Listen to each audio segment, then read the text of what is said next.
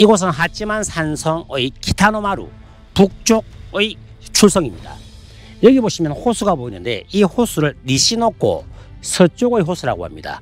지금 보시면 작게 보이는데 예전에는 엄청 컸어요. 그런데 개간이 되어서 많이 줄어들었습니다. 여기 보시면 오른쪽 호수를 바라보고 오른쪽 편이 오다 노부나가가 만든 아즈치성이 있고 그 오른쪽이 록가쿠 가문의 칸논지조 성 흔적지가 있습니다. 그리고 지금 구름에 가서 안 보이지만 이부키야마라고 해서 여기 시가현에서 가장 높은 산이 하나 있습니다. 1733m 정도 되는 산입니다.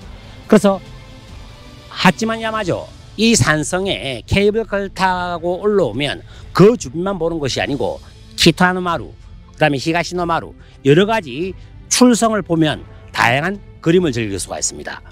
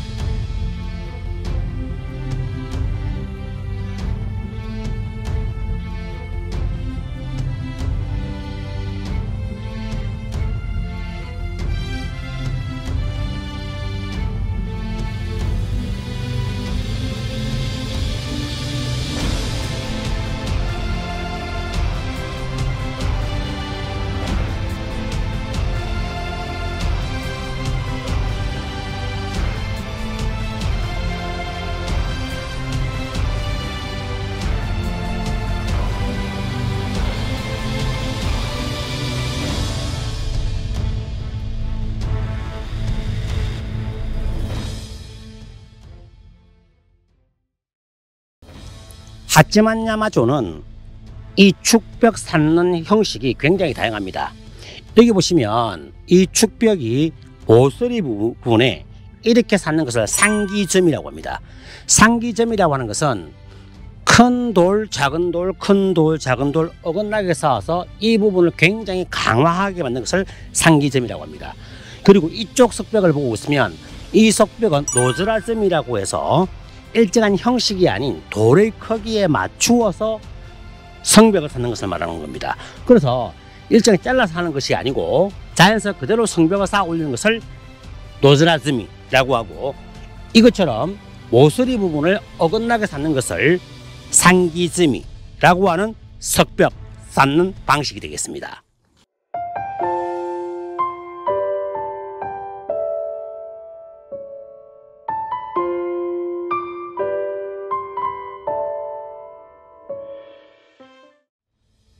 지금 제 뒤에 보이는 동상은 토요토미 히데요시의 조카인 토요토미 히데쯔구입니다. 토요토미 히데쯔구라고 하면 히데쯔구 사건이 굉장히 유명합니다. 일단 토요토미 히데쯔구는 토요토미 히데요시의 누나 토모의 아들, 즉 조카가 되겠죠. 이 조카는 비혼의 삶을 살았습니다. 토요토미 히데쯔구는 토요토미 히데요시가 아들이 태어나지 않았습니다. 원래는 첫 번째 아들 츠루마츠라는 아이가 있었는데 이 아이는 어릴 때 죽어버렸어요. 그래서 대를 이을 사람이 없었기 때문에 토요토미 히데요시는 조카인 토요토미 히데쯔구를 양자로 받아들이면서 자신은 광백의 자리를 토요토미 히데쯔구에게 물려주고 본인은 태압이 되었습니다.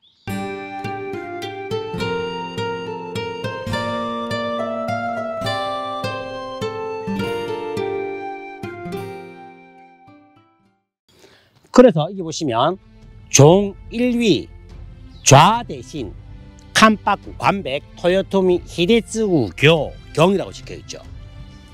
그런데 여기서 불행한 사건이 일어납니다. 토요토미 히데요시가 임진왜란을 일으키기 위해서 나고야성에 갔습니다. 지금 말하는 나고야성은 현재의 사가현에 있는 나고야성입니다. 여기에 갔을 때 자신의 애첩 요도돈으로부터 아이가 새로 태어났다. 토요토미 히데요리이죠. 어릴 때 이름은 오히로이입니다. 이 아이가 태어났다는 소식을 들었습니다.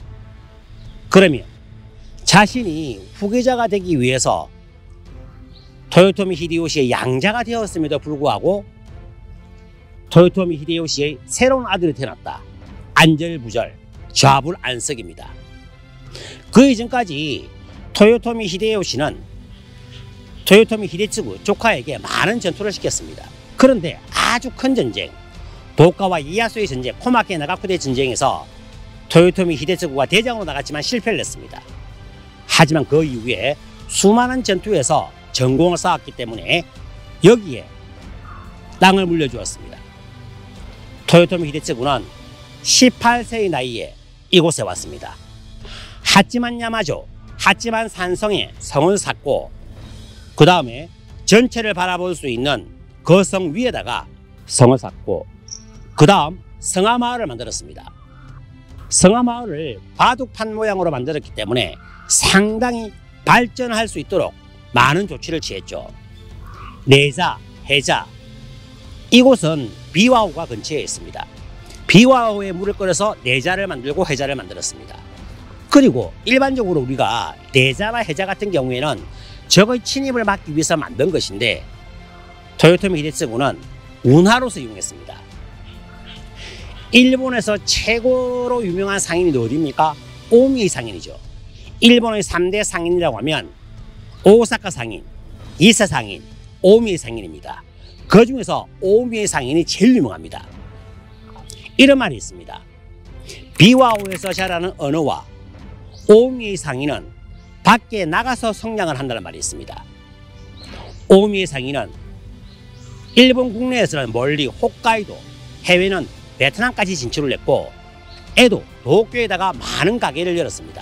그만큼 오미 상인은 수많은 부를 축적하면서 많은 돈을 벌었습니다. 그게 누구 덕분인가 라고 하면 토요토미 히데츠구가 만든 해자 겸 문화 덕분이었습니다. 그런 히데츠구는 5년 뒤에 기요성으로 옮겨갔습니다. 기요성으로 옮겨간 후 토요토미 히데요시로부터 관백을 달리를 물려받았어요. 그런데 그 2년 후에 토요토미 히데요시에게 아들이 태어났습니다. 토요토미 히데요시는 조카보다는 아들에게 자신의 자리를 물려주고 싶어 했습니다. 그래서 토요토미 히데츠구를 모함 2명을 씌웠습니다. 그 사실을 이미 눈치챈 토요토미 히데츠구는 코야산으로 도망을 갔습니다. 도망이라기보다는 추방되었죠. 거기서 히데츠구 사건이 발생했습니다. 너가 역모를 일으킬 것 같은 조짐이 있다. 그런 소문이 들린다. 너는 할복을 해라. 토요토미 히데츠구는 이곳에 18세에 왔다가 28세에 아까운 청춘의 나이에 할복을 했습니다.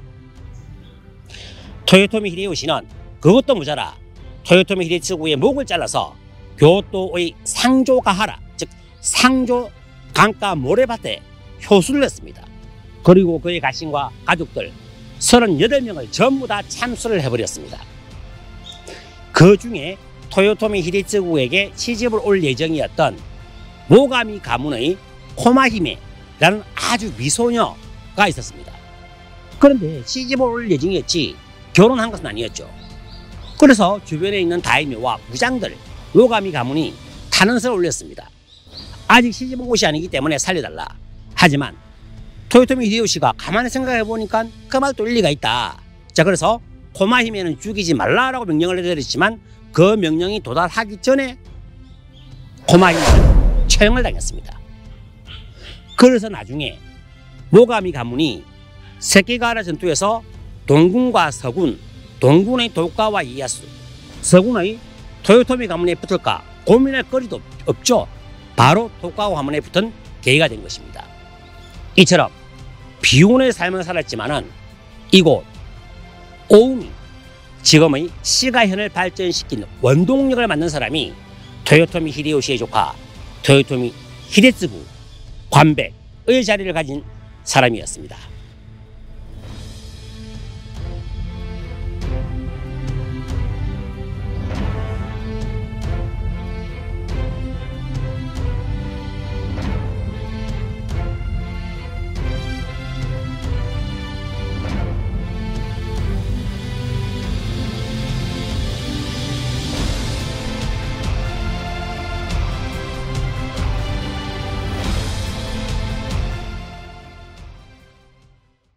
이곳은 전국시대와 관련이 없지만 오우미 하치만과 관련된 곳이기 때문에 간단하게 설명하겠습니다.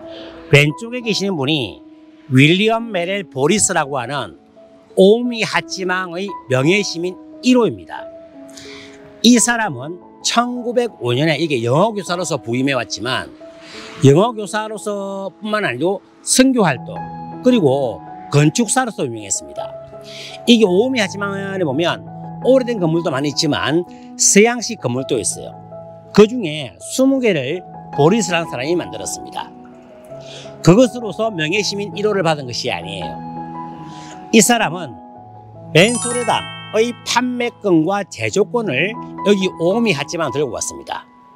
그리고 오우미 형제사에게 넘겨주면서 이것을 가지고 돈을 많이 벌어서 그다음 교육사업이나 장학사업을 해라고 넘겨줬습니다. 그런데 오우미 형제사가 망해버렸습니다. 그것을 로또 제약에서 샀습니다.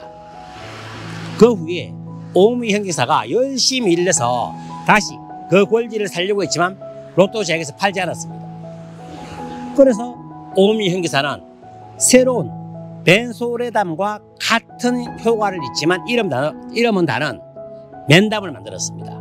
그 맨담이 있는 건물이 바로 이 동상의 맞은편에 있는 오우미 형제사의 건물이 있습니다.